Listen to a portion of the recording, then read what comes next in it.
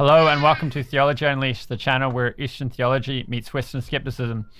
I'm very excited about today's discussion. I've got Dr. Howard Resnick and Ben Speed Watkins on to discuss axiology and finding meaning in life.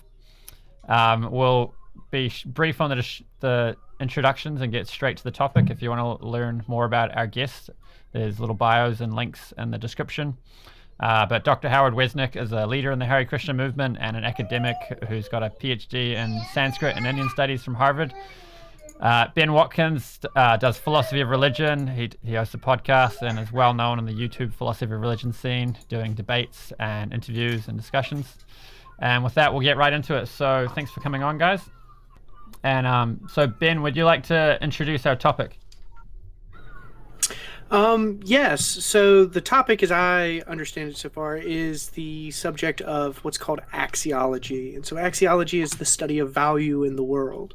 And so what things are good and bad in the world? How can they count in favor of us responding in certain ways, rather than others? And what are the sort of things that make life worth living? What it all is involved in living a good life. And so these are the kinds of questions that you'll find in a study of axiology. And so those are really important questions because, kind of the eternal questions of philosophy are, what ought I do, or how should I live, or what do I have most reason to believe, or why should I care about certain things, or can it be true that we should act in some ways rather than others? And so I think these are kind of the biggest questions that we can ask about what really matters. Cool. Do you have any comments on that, Howard? No, it's a good definition.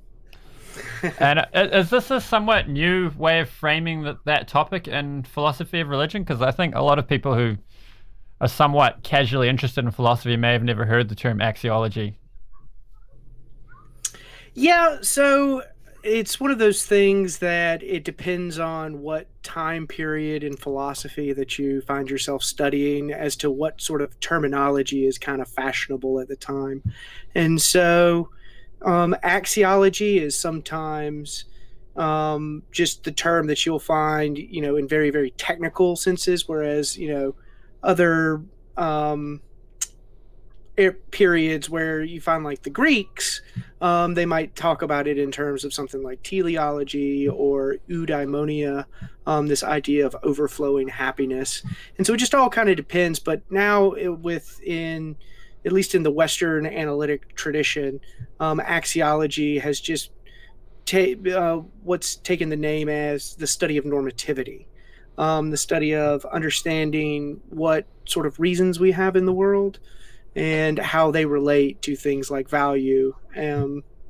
So in the philosophy of religion in particular, in some of the philosophical circles, Cameron Bertuzzi of Capturing Christianity has put forward some ideas in theodicy, which is the response to the problem of evil, having to do specifically with axiology. So the move, as far as I've been able to understand it, is that when a skeptic raises something like a problem of evil, they're assuming some form of axiology. They're making some sort of assumptions about value in the world and how that value should be related to something like a divine being. And so he wants to try to question some of those assumptions that would be kind of taken on usually without much notice. Things like pain and suffering are bad, or that a perfect being would have some sort of obligation towards the bad things in the world. Cool. So I guess there's two questions in that. One is, how can we be happy? So as with axiology, you could be discussing whether, say axiology of theism, whether theism makes people happier and more fulfilled in life. And the other question could be on different worldviews, how can we say, or can we say, that something ought to be a certain way or ought not to be a certain way? Yeah, so there's definitely some multiple questions in there. So we can ask, given theism, what is happiness? What would it mean to be happy given a theistic view? Does that involve a relationship with some sort of divine being, or does that mean that we accomplish something on our own through our own decisions while God kind of steps back? What does happiness look like on that model? Another is, how do we practically achieve happiness given theism? Do we turn towards God as like this moral sage that will give us, guide us in this world, or does God somehow, hammer meaning and value into the world into a way that we respond to it such that we'll be happy? And then there's the normative question about theism. Like, is happiness even really the thing that we should be aiming towards? What if the purpose of this life is not to be happy, but to have a relationship with God, or to worship God, or to do something else? There's the question of how valuable is happiness? Where does it fall within the axiology of theism? And so different theistic models are going to give different answers to that question. So in the West, the theistic tradition is going to have, God as this perfect being who creates the world because it is in itself good, and that's part of the feature of the world, in that he created it for a good purpose, and that good purpose is essentially related to our happiness. Kant famously argued that there's a tension between happiness, self-interested pursuit of our own happiness, and what morality requires of us, and so that God is going to be needed to set these things congruent with one another. Maybe I'll jump in for a second here. Sure. And you've raised a lot of interesting topics, and maybe I'll actually find something about Kant that I agree with eventually. But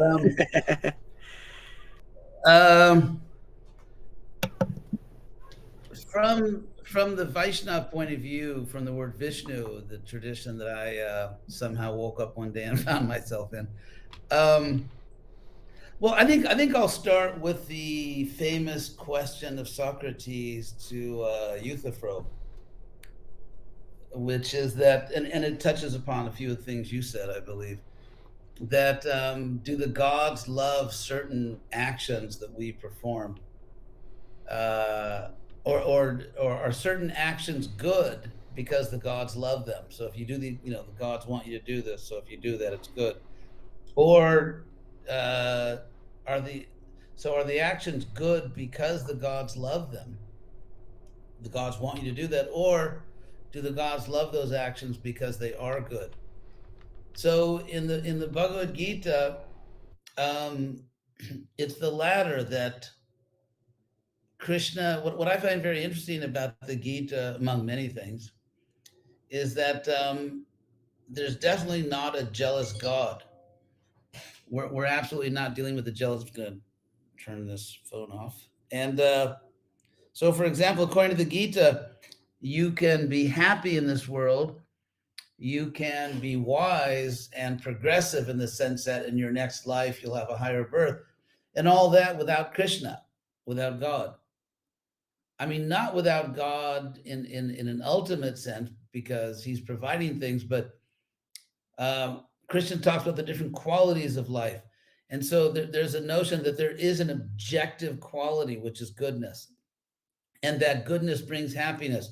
So and I guess I'll just speak from the point of view of the Gita, because it's a simple text that covers these things, that there is no, there's an analytic distinction, but ultimately no experiential separation between goodness and happiness, because Krishna says that happiness comes from goodness.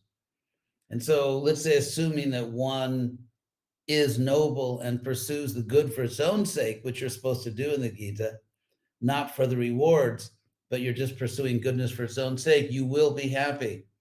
And that goodness will also bring you wisdom. So, and Krishna recommends certain behaviors because they are intrinsically good. So there is an objective thing, which is goodness, which is happiness, which is wisdom. And the mere report, someone reports to us that I'm happy, does not mean that person has real happiness. For example, let's say a serial killer says, well, it makes me happy to kill large numbers of innocent people. Certainly we would not accept that. Okay, well, anything you experience that you call happiness is roughly equal to, in quality or value, whatever anybody else subjectively calls happiness. So those are just a few things I thought I'll throw out in the beginning. Get the ball game going here. Yeah, so you started with Socrates and the Euthyphro dilemma. So I was like, yeah, oh, this is awesome, right on. So I largely agree with a lot of what you said there, especially coming out of the Euthyphro dilemma. I too accept the latter horn of the Euthyphro dilemma. Say, this idea that, look, goodness is exterior to the gods, and the gods are themselves good in how they respond to things like goodness in the world, and so that this would rule out something like a jealous god. Like we can all agree that jealousy is not an intrinsically good property, and so ascribing it to the divine to me has always seemed a little odd. But so yeah, there's a very important objectivity to value too that you mentioned, that I found a lot of agreement with you there. The where I am curious about your own view, because I'm a student of the Western analytic tradition, and so notoriously my tradition is known for not engaging with Eastern traditions in very substantive ways. And I'd like to think that my project with Real Atheology is we really want to tear down some of those barriers and interact with Eastern traditions. So in the Western tradition, we have this idea of an ultimate being, a perfect being, God, that created the universe for a purpose, and is, of maximum value. But you have a different model of God. You don't have a perfect being model of God, or maybe you do. I don't want to assume. You think you do. So I would love to hear you characterize that concept, just so that, hey, I want to contrast for viewers, there's the Western concept of God, but there's this other rich tradition in the Eastern parts of the world that I think we need to pay more attention to. Yeah, thank you. Well, one aspect of our theology, which is quite Platonic and very, very Neoplatonic, is that we believe that this world is a reflection of a perfect world. So to just give a simple, typical example, let's say you see in a clear, still body of water like a pond, you see the reflection of an apple tree. So it is in many ways, so to speak, the exact image of the apple tree, except that it's upside down and it is one dimensional. And so, but it shows you what a real apple tree is. And so the idea, of course, coming from Plato, that at least in the West, that this world is a reflection of a perfect world. And so God is perfect in we would say morally perfect, and also possesses perfect beauty, and not only perfect in justice, but also perfect in beauty, in intelligence, and so on, and morally perfect also. And we ontologically, the way my own teacher put it, Prabhupada, which I thought was really ingenious, he said that we're qualitatively one with God, but quantitatively different. God is infinite, we're infinitesimal, but there's a qualitative oneness. So I had a discussion a few months ago with some Muslim teachers, and I mean, they were very nice people, but I was really kind of I don't want to say startled, but struck, let us say, really struck by this sort of uncompromising dualism. This uncompromising dualism in the sense of this, to the extent that if you use a particular verb or even adjective to describe a human being, you can't use that same word to describe God. I thought it was like, oh my God. It's so Kind it's of like a doctrine of analogy. We can only talk about things in analogous terms. We can't talk about it in what's univocal terms. Like to use a yeah. term like he's wise for human doesn't translate to the divine. Is that kind of the model? Well, if you say that, let's say Sally is wise, you can't say God is wise, because then you're somehow attributing to Sally some feature of God, or attributing to God some feature of Sally. And I thought it was like, we need to relax here, because I mean, from our point of view, the exact word that Krishna uses is angsha. Angsha, he says that souls are my angshas. And this is a Sanskrit word which means to be a part of something. In fact, actually, I'll just read right out of the standard Sanskrit dictionary. An anksha, a share, a portion, a part. So you get this ontology. The Gita has this developed ontology. I don't want to get into, won't quote all the verses, but the idea that we are part of God, and yet not like this. It's not like saying that, let's say, if you tear off a part of a piece of paper, the sheet is just the sum of its parts. So that there is sort of this transcendent ontology where we're all part of God, and yet God himself is not just the sum of those parts. And so, in that sense, we have, in our own minute way, we have divine qualities. For example, when I was studying early Christian history, one thing that really, again, surprised me was where, like, one of the worst accusations you could bring against somebody was that they claimed to be divine. And I was thinking, well, of course, we're all divine. We're all spiritual beings. It's just that God is the supreme spiritual being. And so, again, I think it seems like in the Middle Eastern traditions, and not in all aspects, as we know in Judaism, Christianity, and Islam, there were all kinds of mystics, and I would say enlightened people. So, they're very rich, variegated traditions, but it's like sort of mainstream Middle Eastern religions. Yeah, they really maintain this strong dualism. So and yeah, so in the I'm interested to hear more about that dualism because I think I see it in a way too, in the Western traditions, that is. So I'm myself a monist in the sense that I don't believe that reality is divided, it has this sharp distinction between like a natural world and a supernatural world. I think there's an organic whole that is the world. But it seems like at least the Western conception of theism is committed to this kind of radical dualism because God is separate from his creation. God, and that's an important model because it's trying to, it's not a pantheist model, it's not a panentheist model, it's not a polytheistic model. It's a it's a monotheistic model where God is separate. but I He could think have that, created nothing. right, Go ahead. Sorry. right. No. I think what they don't realize is that our ontology is called beta, which means difference and non-difference, like separateness and non-separateness. So that what I've noticed in studying these theologies that come from Middle Eastern religions is that there's a real fear, which is not entirely irrational, but I think is taken too far.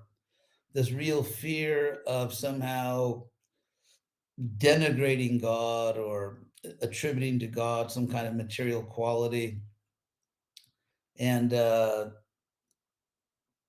mean, it goes to extremes like the what do they call it? Oh my God, I can't remember that group that Gnostic group that Augustine belonged to before he became a Christian. The Manichaean. Manichaeans. Yeah. So I had my mic muted. I was like, Manichaean.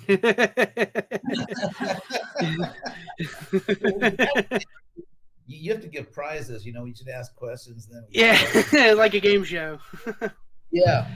I mean, there's even matter. It's interesting because Krishna in the Gita, when he's describing material nature, he describes it as my binna prakriti. Binna, from the actually cognate with the word beta, means separate. So he talks about it as a nature which is separate from me, and yet it emanates from Krishna. Krishna also says, Aham sarvasya prabhava, I'm the source of everything. Matat sarvam pravartate, everything emanates from me.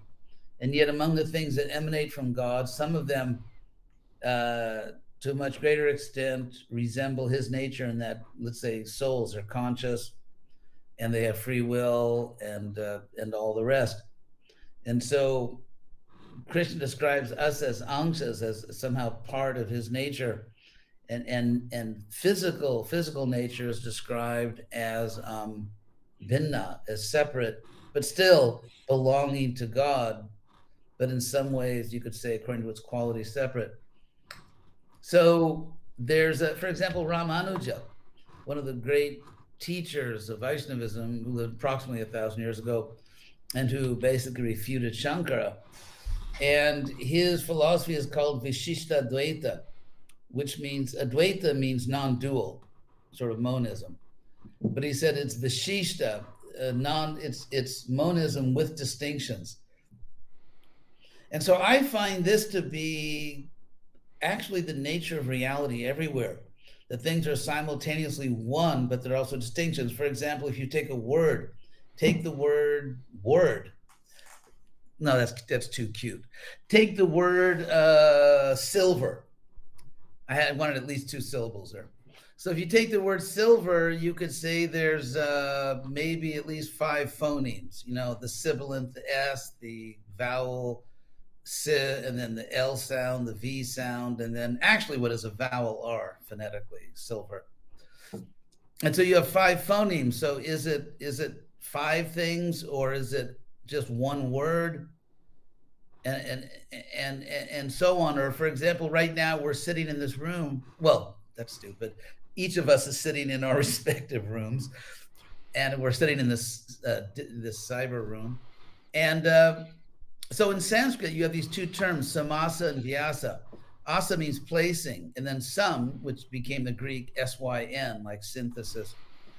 The samasa means putting things together, and vyasa is taking things apart. And so vyasa would be like analytic reason, where you sort of separate things into their smallest, into all their components, kind of like the approach of modern physics. And then samasa was what we might call worldview. When you put it all together, what's the big picture? So for example, right now I'm speaking to you, and on the one hand, as we know, language is like almost infinitely more complex than people imagine.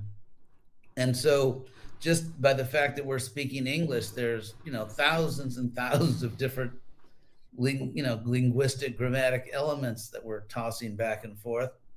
And, there are different, like in your room, there are different shelves, there are different books on each shelf, there are different pages in each book, different words in each page, different letters in each word. So there's this infinite variety, and yet we have the power to put it all together as a single unified experience. I mean, if you take the family, is it just like you are blessed? I can use that word. You're blessed to have children and a good wife and a home. And so you could say, okay, there's obviously different members of the family, or is it just a family? And so I would argue that the nature of reality, wherever you look, is actually beta. There is synthesis and there's analytic distinction. And I think that same sort of, I would say, ontological rule also explains the relationship of God to the creation, or God to souls. So this makes me very, very excited. So I like to fashion myself these days as something of a Hegelian. And Oh, so I'm very much into the philosophy of Hegel. And so a lot of this sounds very Hegelian. And so Hegel was very famously influenced early in his career by mystical thinking. And I very much relate to what you're saying is there's this kind of tension between concepts like, difference and similarity, or I think you said difference and non-difference, or separateness and unity. And so that these are thesis and antithesis, and we synthesize these things. And this is kind of the triadic model that German idealists like Fichte and Hegel and Schelling really developed in the 18th century. And I too find this a very attractive model because I see the world, the radical dualism that I do see in the world is between thought and being.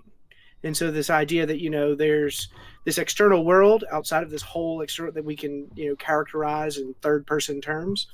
But then there's also this feature that's inward, that's, the mind of the world that we have to describe in these first person terms, and that we can't. And if we try to describe. Yeah. Could I just respond to that quickly? Absolutely, please. But because it's very interesting what you brought up. Okay, I will make a brave attempt to to explain those two dimensions in terms of the beta or the difference and non-difference. From my theistic perspective, the world is fully teleological, which means, well, you know what I mean. So, that thing, there are objective purposes in the world. And now I'll get into one of my comments I would make to Kant. If we can we channel Kant here? Do you do that, Arjun? Yeah. Can you? Yeah.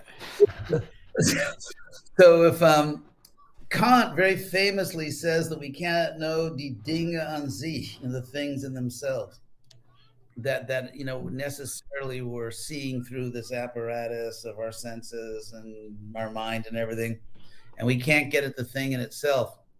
My response to Kant would be, that's a trivial point. And the reason I think Kant is making a trivial point and not something which launches, centuries of skepticism, is that because if there's a God who is sane and, morally sober, kind of functional, then as opposed to the insane ideas about God, then and the world is highly teleological, then, for example, right now I'm looking at my computer screen. And so if someone came to me and said, hey, I'm a computer engineer, do you want to know what's really happening behind the screen? I would say, no, please don't tell me, because I really just, technical things give me a headache. And so the computer is teleological in the sense that it's a consumer product, and all the engineering was made or designed so that I could sit here and just look at my screen and do what I want to do on my computer. And so similarly, to me, the world as it's created is highly teleological in the sense that it's made to be, the world is made to be perceived phenomenologically.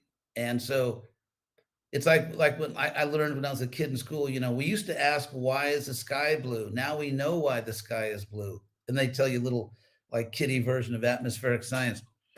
But actually that's absurd, because they've completely ignored Socrates / Plato's point. In the Phaedo, they've confused the question how and why. We certainly know how the sky is blue, but as far as why it's blue, if why calls for a purpose, we don't know. It's like, let's say you look at a painting in a museum, a nice painting, which would rule out modern art. Anyway, that's my own view. So let's say you look at a painting and you say, well, why is the sky, or let's say the sky is green in a painting. And so you say, well, why is the sky green? The person who could answer that question is not a paint chemist. The person who could answer that question is a competent art historian. And so I think modern science, in their sort of rapacious epistemological imperialism, they've tried to conflate the two questions, how and why. Atmospheric science can tell me absolutely nothing about why the sky is blue, although they can tell me a lot about how the sky is blue. And so if there is a God, then why is the sky blue? Artistic choice. And so therefore, the Dinge an sich, the things in themselves beyond our mental sensorial apparati, that was sophisticated, right? Giving the Greek plural. I feel so intellectual. Like, it's I couldn't have done it, so.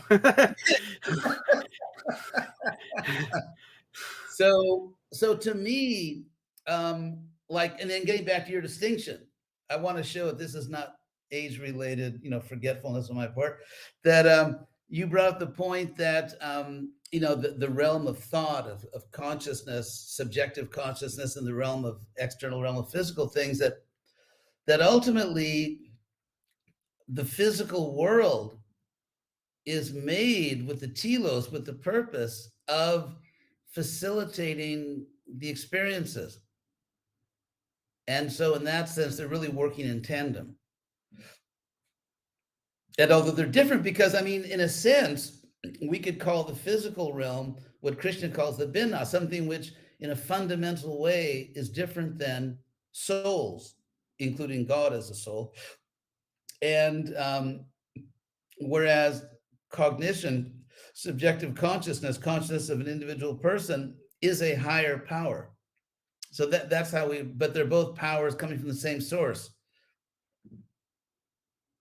So that would be my response. Sure. So I would wonder here if, so we grant that there is this kind of dualism between thought and being, that thought and being are kind of, two abstractions of the same rational whole. And so in my Hegelian model, there's one place that I can put God into the model, but it's a very far removed God from traditional Western monotheism, as Hegel's view was. And so Hegel, Spinoza, a lot of these thinkers, I think, were accused of atheism, even though they were like, well, no, my model is not really atheistic because I have a God here, but it's not really that perfect being God of monotheism. Well, yeah, maybe you could explain exactly where they put God. Arjuna, are you gone forever? I hope we can see you again, because I don't really need to see two of me. Yeah, so in Hegel, he has this. Yeah, sorry, I just had a tech issue where my other OBS Studios is now frozen, has you guys frozen, so I've had to use the first one. Yeah, anyway. Gotcha. So Hegel, where was I? I kind of lost my thought there. Where God is fit into the model. Faraway God. Yeah. So Hegel has this idea of Geist or spirit, where we get the term Zeitgeist from. And so he sees God as the culmination of human thought. And so that one of the major themes in Hegel is that thought and meaning, like meaning as far as terms, like the language that we use, they depend on a community. And so that we don't just get our ideas from a vacuum, we get them from the community that we live in. And the communities that we live in have histories. And so the ideas have been shaped over time. So God is this entire community, the history of this entire community of sentient life, and the ideas, how they evolve. And so once those ideas become self-aware that they are a knowing being like this, that's what Hegel calls absolute knowing. And so that this is what is God. And so Hegel thinks he's being clever in certain ways of trying to avoid certain problems that have plagued the Western theological tradition that he's working in. The idea of, why does God create at all? God could have created nothing, and it would have been better than what has been created here, or he could have created something different. And so Hegel wants to be able to respond like, look, God has to create in some sense. In order for God to be the fullness of God that he could be, there has to be these individuals working through time to build up to this concept of God. And so that God is almost something that we create. And so this is the thinkers that came after Hegel ran with this. People like Marx and Feuerbach, they were like, yeah, like God is just is just our image. We're projecting our image onto the world, and we're just seeing a personified version of what we want ultimate reality to be. And Marx famously said, well, this is just the opiate of the people. People like to think that he's trying to bash religion right there, but he's saying, no, look, it serves a function in the society. So it brings God more down to earth in the sense that it's our everyday activities and the ideas that govern them. The entire structure of that is what we would then call God. Wow. If I could react to that. Sure. Oh my God, Hegel. It's, I don't know, as I was listening to that description of God, I couldn't help thinking of that old saying that the operation was a success, but the patient died. Yeah. It's, okay, Geist, the culmination of human thought. To me, it sounds like sort of humanism, like out of control humanism.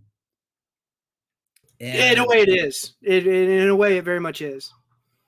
And he says that knowledge is a community thing. And I mean, that's sort of a truism because, I mean, in a sense, but I wonder, it also, I mean, one good thing Hegel said, in my view, is that particular historical periods tend to forget or undervalue the virtues of previous times or previous societies and think that, they are like our society now. People look back on it, us today, and think, were they really that stupid? Or so, but they like to reinvent the wheel.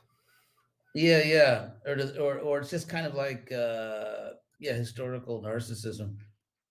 It seems that, it seems like Hegel's concept of God is, I mean, I don't think it's an accident that let's say, that no religion that actually could historically sustain itself emerged out of his philosophy, because it's kind of like, well, Hegel was very influential on the theological tradition that followed him. I mean, there are, theologians in the Western tradition that are Hegelians.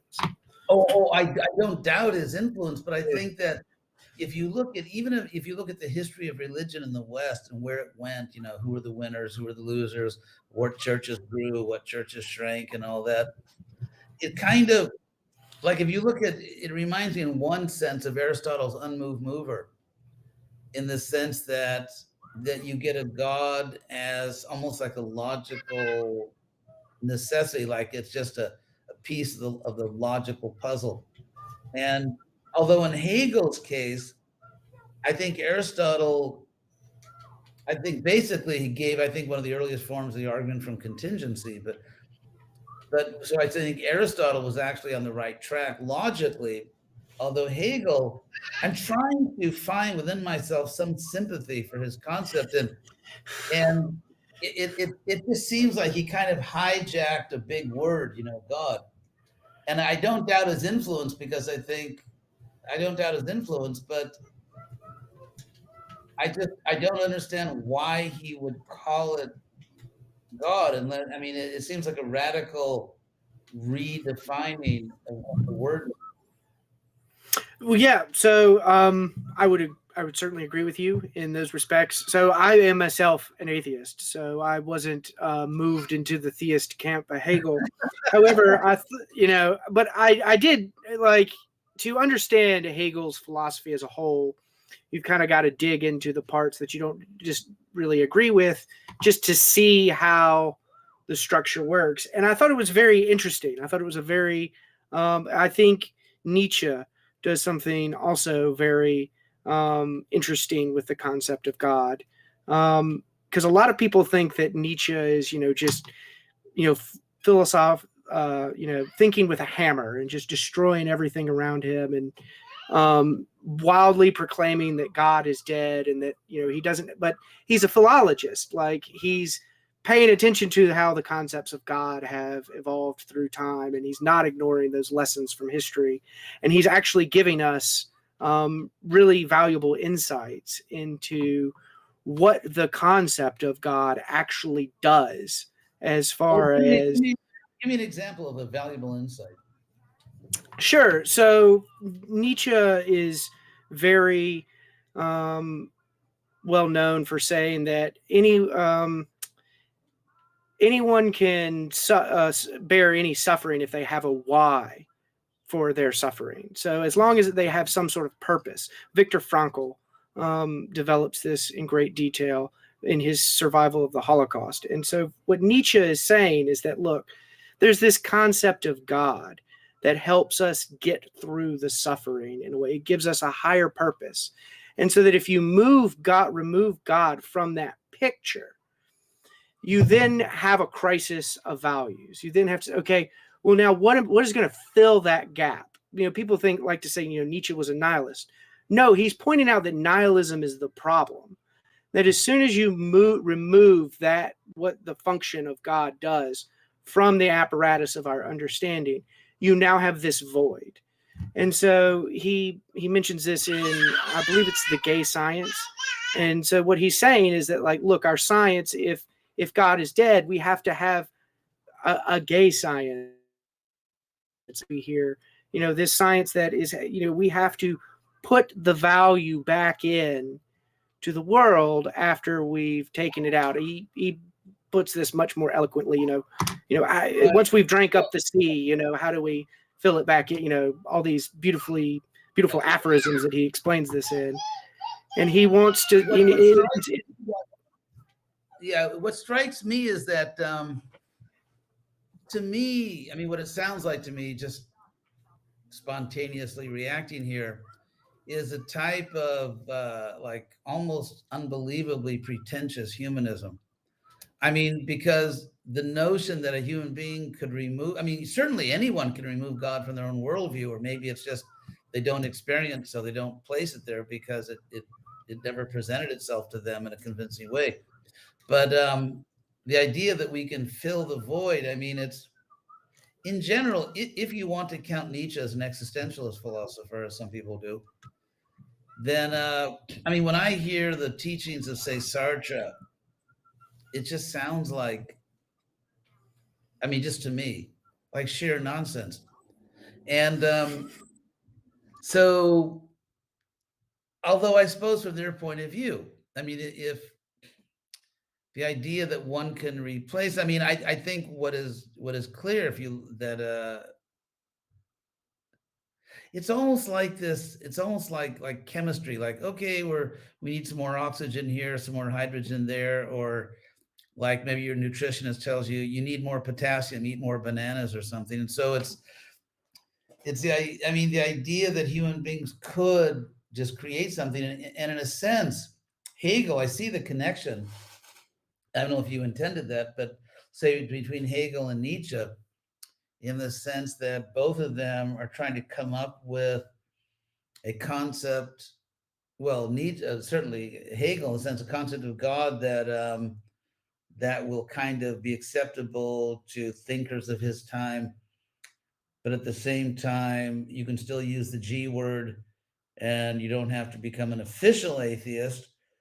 But it's just, to me, I have to admit, okay, this is just, I feel like I should be honest here. Like, to me, a lot of by modern, maybe say the last couple hundred years or so, a lot of the philosophy and art, and not all of it, certainly not all of it. Jane Austen wrote within the last 200, a little over 200 years ago, but a lot of it just seems to me like madness. And if I can just bring up one other point, because I'm definitely not going to try to convert you, but I promise, but it's just like Einstein, he kind of has his unified field theory, space and time and all that, or space time. And so I have become convinced by my own philosophical musings that there is that despite analytic differences, there's still an inseparable link between epistemology and ontology.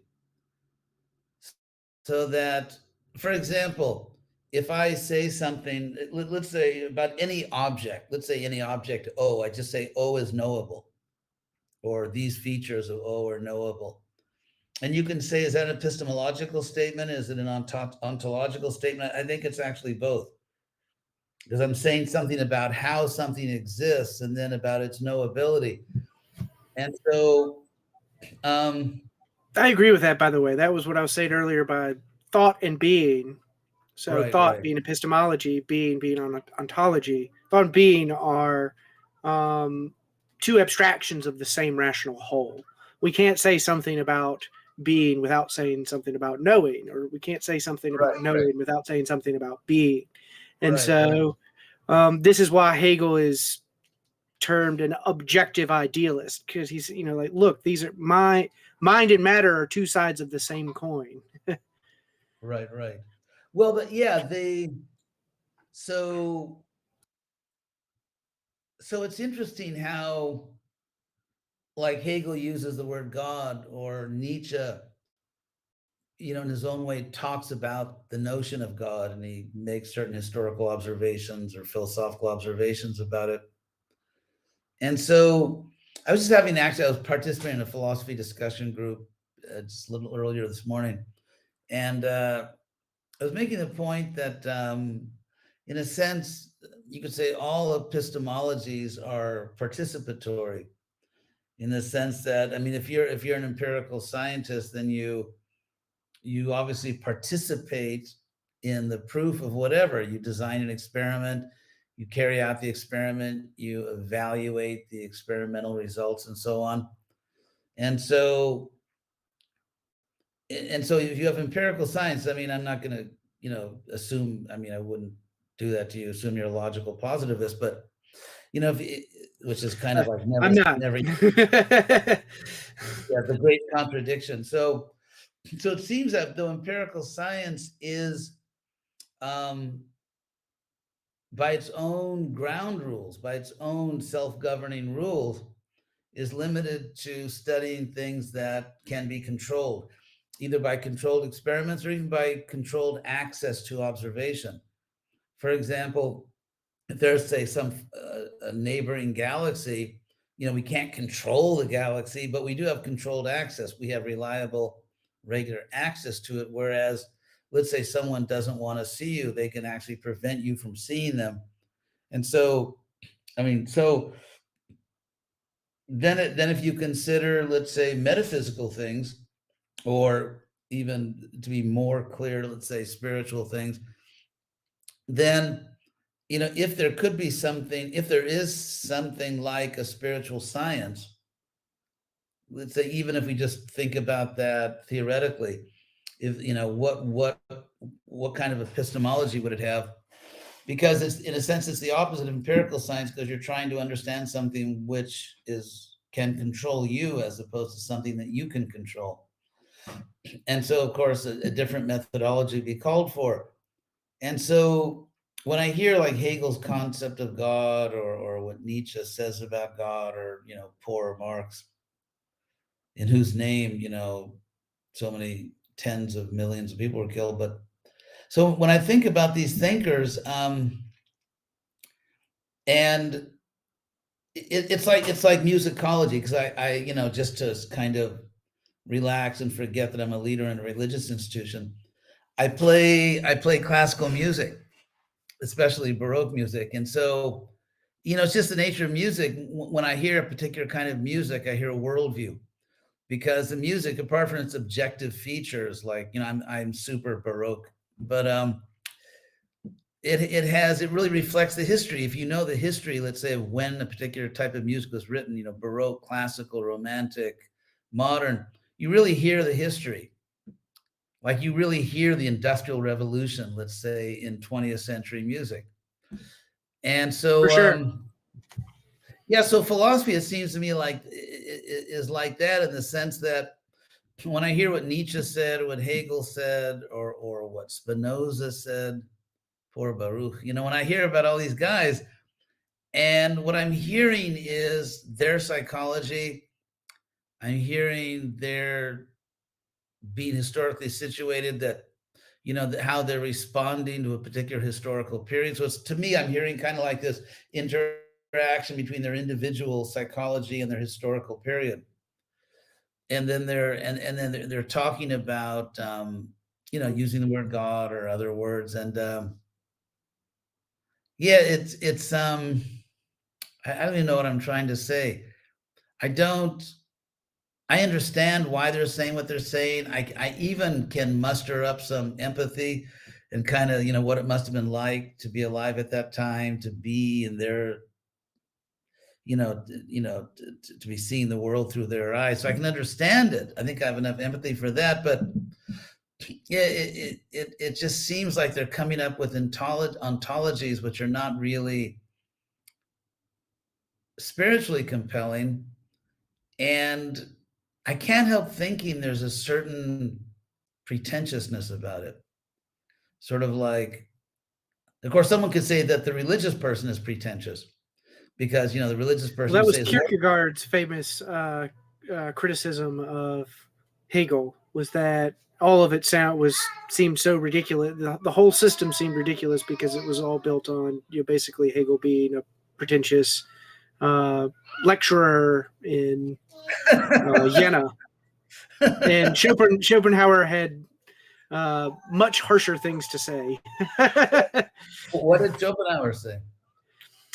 So Schopenhauer famously just would go on rants about how he was all nonsense, and he famously scheduled his lectures at the same time as Hegel's to try to siphon off people from Hegel, and no one showed up to Schopenhauer's class, and people everyone went to Hegel's class. So like here are these two giants of philosophy, and Schopenhauer just was always, it seemed, bested by Hegel, and Hegel largely just ignored Schopenhauer. He just thought he was a no one. Interesting. Yeah, Battle of the Titans. Yeah. So I want to maybe try to bring it back into the idea of axiology, because yes where my idea is that we can have something like value in the world without something like a God. So how do you do that? How do you do that? Yeah, so it's a great question. So I find, to borrow a quip from Laplace, Laplace was famously showing his model of the solar system to Napoleon, and Napoleon said, "But you left God out." And Napoleon allegedly quipped back, "I have no need for that hypothesis." And so what he's trying to say is that, once we have our model of what value is, where do we put God? And I'm of the impression that we just don't need God. And so that we see this in the Euthyphro dilemma, that, when we say that, something like goodness, value, is it, dependent on the gods, or is it independent of the gods? And it's independent of the gods. We don't need, in the Euthyphro, they use piety instead of goodness, but we don't need a concept of the gods in order to have this concept of piety. And in a similar way, we didn't need to have a God in order to have a concept of value in an objectivist sense. And so I find the model most plausible, the idea that value is reason implying. And so that our very nature as rational animals, we can respond to reasons in the world. And these reasons are given by facts about value. And so when I say, yeah, go ahead. Yeah, very interesting. And I'm okay. I'm not going to call you Callicles, but it's regarding the need. It's interesting because it's the notion of God if and as needed, and if not needed, no God. So, but it seems that what's implied in that argument is that God is the result of a logical need. I think I think Laplace's statement, I would argue that Laplace's, so-called reply to Napoleon is shows that he was not very philosophical, in the sense that, certainly mechanistically,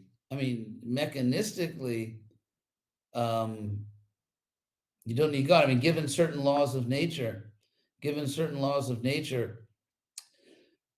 and certain objects that we know exist within nature, you don't, Newton didn't have to posit God. Galileo didn't have to posit God to explain what is basically, you could say, in one sense, a mechanical universe. And so, but I'm not sure that's strictly analogous to value, because it seems to me the argument that, let's just be reasonable. We shouldn't kill innocent people. We should all sign a reasonable social contract. I won't steal from you. You won't steal from me. It's in everybody's interest. I think the person who sort of blows up that argument is Callicles in his conversation with Socrates. Because let's say, for example, I'll say I'll be the bogeyman here, but let's say I'm a tyrant in the old Greek sense, the bad guy who takes over. Let's say I'm a tyrant and I am committed to my own gratification. Let's say I'm a narcissist, and therefore I will not sign the social contract, because I believe, as Callicles apparently did, that those social contracts where everybody follows the same rules. It's just that all the weaker people gang up together to stop the strong person from taking over. And so I believe that, my self-interest is to become a tyrant, to rape, kill. Actually, I'm feeling weird saying I. Let's say a person feels that, that's, I feel I can do it. And then if someone says, well, if you do it, other people may do it to you, I'll say, I'll take my chances. I'm a gambling man.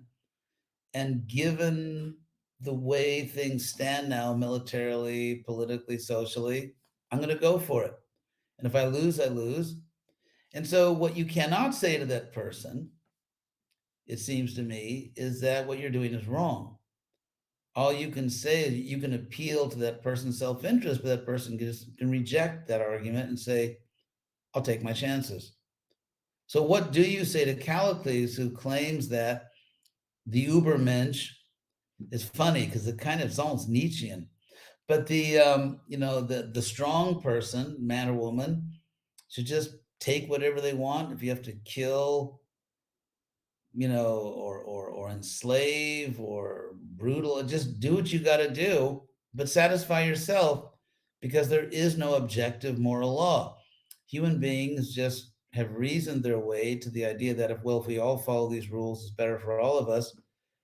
But the powerful person need not be held back by that. Yeah, so this is a great question. One of the most profoundest problems in ethics, I think. This is put forward by Henry Sedgwick, he calls it the dualism of practical reasoning. And so a lot of people think that the deep disagreements in ethics are between things like utilitarianism and Kantianism, and you mentioned briefly contractualism. But the really deep tension is really between rational self-interest and impartial benevolence. So this idea of, should I be an egoist or should I not be an egoist? Should I care about my self-interest right now or impartially consider the self-interest of other people involved? And so I don't have a very good solution to the dualism of practical reason. I think that it does seem like it can be rational both to be an egoist and it's rational to be a moralist, and the idea, this impartial benevolence. And so I would wonder if your objection is along the lines, because it seemed, well, what do you do when you find someone that you disagree with morally? And someone, let's say an egoist, the Übermensch, who says, like, no, what's best for me to do. What I should, ought, or must do is whatever would maximize or fulfill my present desires, or is what I would choose after some ideal deliberation. So the realist like me is going to want to reason with them and say that, look, there are these facts that count in favor of you not acting in these ways. And if you do act in these ways, well, then you're making a mistake, and you will have to live with that. The consequences of those actions will be the self-contempt and inner abhorrence of your own conscience. And so if someone says, but a problem I don't care. Yeah. The person that says, I don't care. So is the objection that we need God for as this cosmic enforcer? Like these people that are just not going to behave morally, for whatever reason, psychologically, or they're not going to behave morally. Do we need God as this enforcer that will punish people for acting morally and reward those who act morally? Well, okay, I think here's how God can come in here. I'm gonna see if I can make a case. Because, I mean, according to science, narcissists are kind of incurable, and so no argument is going to reach them. Yeah, narcissists and psychopaths, or psychopathy, or sure. I think I would say that, and here gets into, I think, a very subtle area of philosophy, in that if I argue, okay, there is a God, and God cares about right and wrong, God is a perfect moral being, and God wants us to do the right thing. But then from there, to like sort of bridge to the next point where I say, therefore, you should do the right thing. To me, if I threaten, well, because there's a God, if you don't do the right thing, you're gonna have a pretty lousy day in a lake of fire. God's gonna punish you in different ways. It seems to me that's not that's just an appeal to self-interest, but it's not really a philosophical argument. So, I mean, and saying, well, you should do this because if you don't do it, something worse than doing it will happen to you. But that's almost like the call of the prudential. Wild. Yeah, it's prudential. It's not really. So if we say that, and also saying that, I mean, I think that's one of the great downfalls of leftist reasoning, is that they assume that everyone is or can be a rational being, when in fact I think most people are not currently completely rational and have absolutely no intention of becoming so. So if you say that if there's a God, I mean, you need God to enforce the moral law, to me, that's not really the point. Because then it's like you said, prudential, like, okay, there's someone who's much tougher than you, and if you don't do what that person says, you're going to be really sorry. That's like, I mean, there's something literally childish about that. That's what parents tell children, if you don't do this, something. So, and that's not satisfying to me, because you could have a God, let's say you could have a God who's not a perfect moral agent, but is very powerful. And I mean, that's what people in Russia have to do right now. I mean, they have to do what the government says, or bad things will happen to them. But to me, the government of Russia right now is evil. And so saying that it's in your interest because you'll get punished is not really making the case. It's not an adequate argument. And so I wouldn't say you should believe in God for that reason. It's somehow, and even like, let's say like the notion of an argument for God. Of course, there's a whole history of people attempting it and people trying to refute it, and all the art. There's something about arguing for God, which I think is intrinsically not dead center. It's not really on the point, because if you could successfully argue for God, I think you can argue for, I think what you can successfully argue for, I'm absolutely convinced, is a designer. not necessarily a God, not necessarily, the God of religion. It's like if you look at Aristotle's unmoved mover, it is a logical necessity. I think the argument from contingency is a good argument. And it doesn't give you a God. It doesn't give you the God of religion. It gives you a being who's an unmoved mover. And even if you say the argument from design, and especially as with these like super advances in microbiology, I mean, personally, I think it's become almost like clinical madness to say that the world as we know it, in terms of the Goldilocks universe and microbiology, it just happened by seismic activity and wind blowing. I mean, to me, it's just, I think future centuries going to look back and think these people were totally nuts who argued this could just come about randomly. But apart from that thing, because that also doesn't give you a God. It doesn't give you someone that you necessarily worship. So as far as a God, capital G, like the supreme moral agent, someone like a holy being or something like that, I think it comes down, if an argument could establish it, that there's actually a God in the religious sense, if an argument could establish that, then God, in a sense, would be the culmination of a logical chain. And sort of like, given what we know about the universe, we can reason our way back in time to a God. It seems like that would actually in some ways conflict with the notion of a God who's infinitely free. And so I think you can get something like Aristotle did out of observing the world and reasoning. But I think there's something free and independent about a true God that cannot be produced by human reasoning. And there's a statement in the Gita where Krishna says, "Evam buddhe param buddhva," which I find very fascinating. He says that thus, by intellecting what is beyond intelligence, and I'm using the word intellect and intelligence to keep the same cognate noun and verb that you find in the Sanskrit. Yeah, I'm following. Yeah. So ultimately, I think it's historical. In other words, people, here's how I see it, just to really be frank, and that there is a God, and that God is knowable, but doesn't impose himself or herself or themselves. God doesn't impose himself.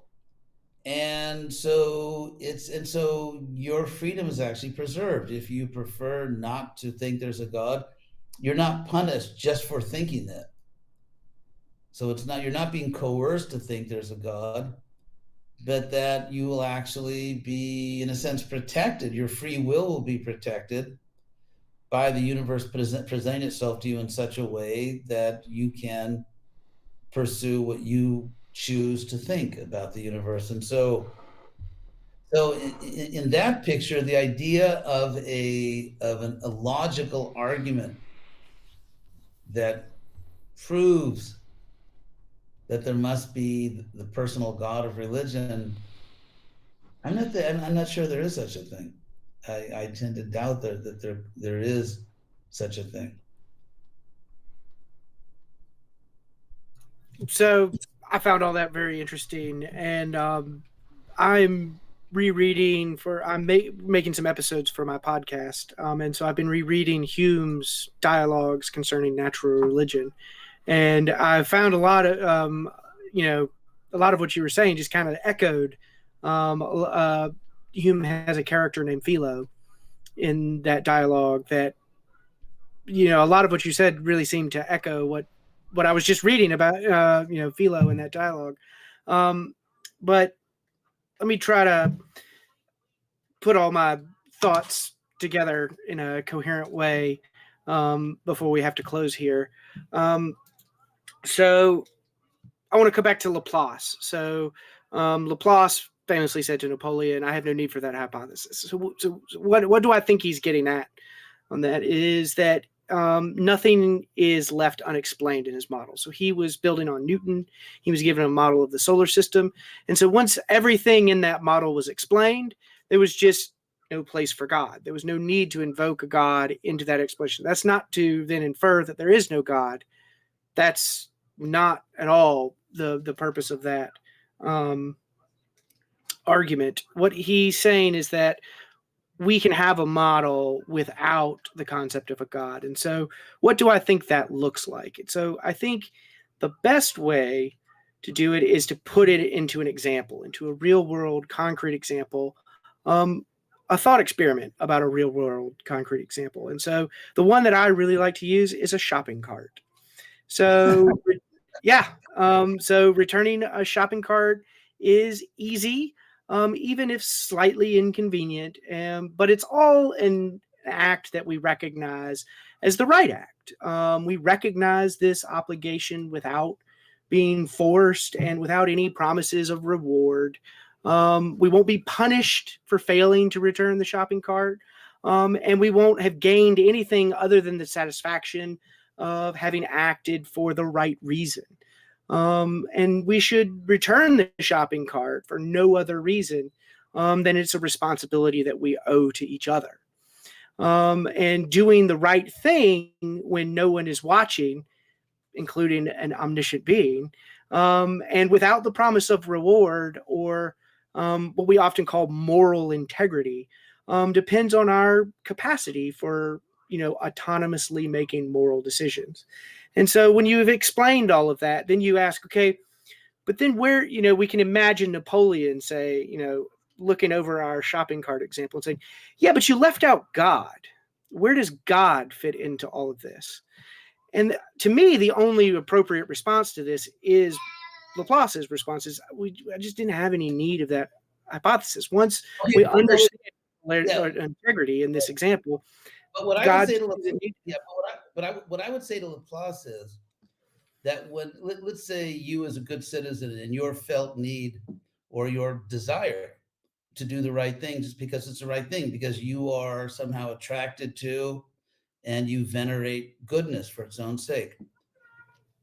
And so to me, I have to admit, and I don't mean to offend anyone, but Laplace just sounds kind of stupid to me, because it sounds like he's entirely missing the point.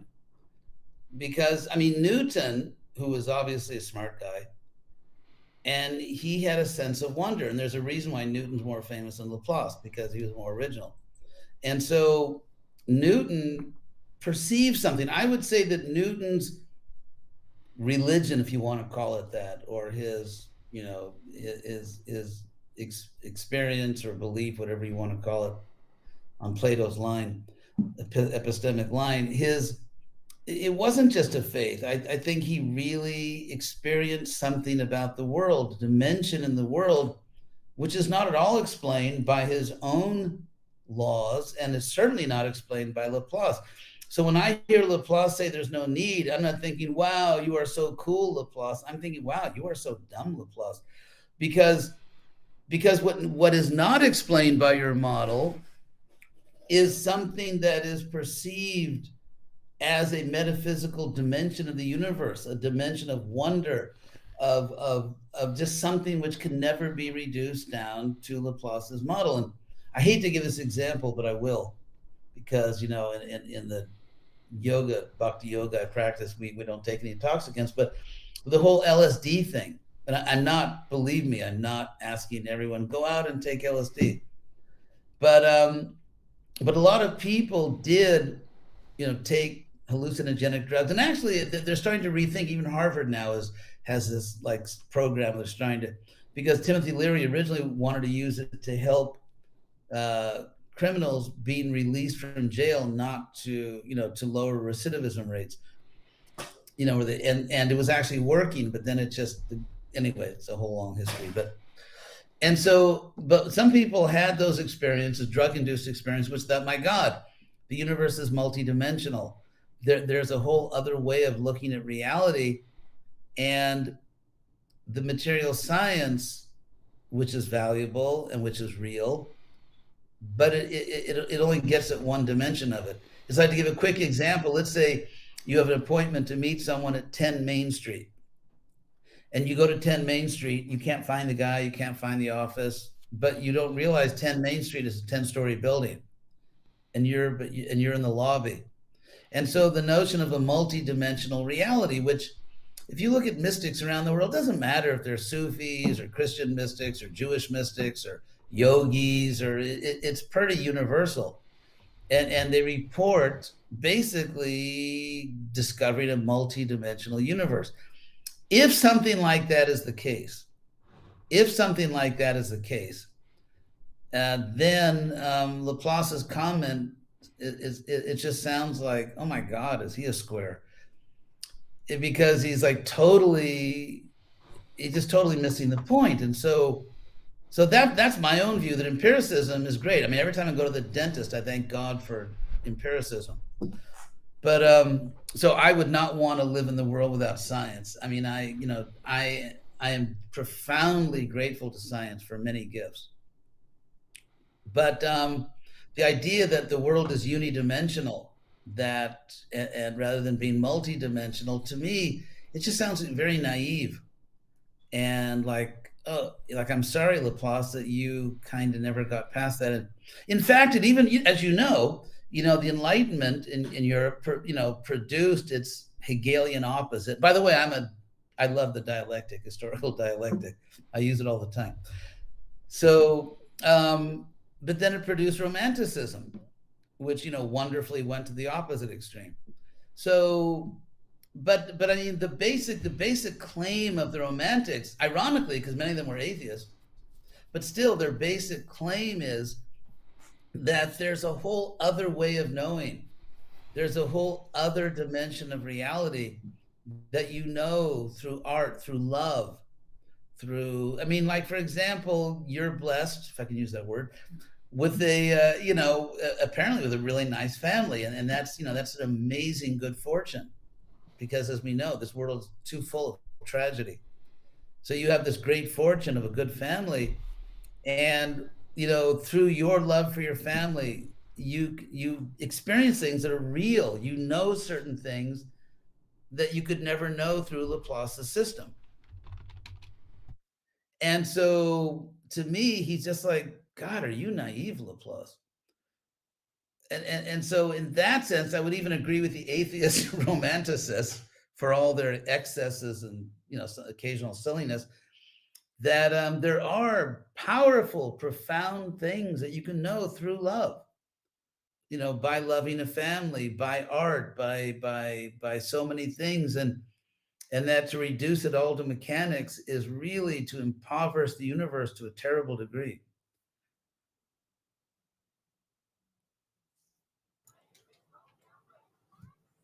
Sorry, I'm muted. How are you going for time, Ben? Yeah. I'm going to have to leave here in a little bit, and I spoke first, so I definitely wanted to give Dr. Resnick the last word. But I very much enjoyed this conversation. This is an invaluable opportunity for me to get to interact with an intellectual from an Eastern tradition. So thank you. I know your time is very valuable, so I really appreciate you carving out some time to sit down and talk with me today. That was great. You're a great guy, and I heard you were a really good guy. And well, thank you. I appreciate it. I guess with that, we'll go to outro, because I want to respect our guest time. It'd be nice to take questions, but yeah, obviously there's not time for that. Do you want to give any final comments on what Howard just said there, Ben? Or if you have time.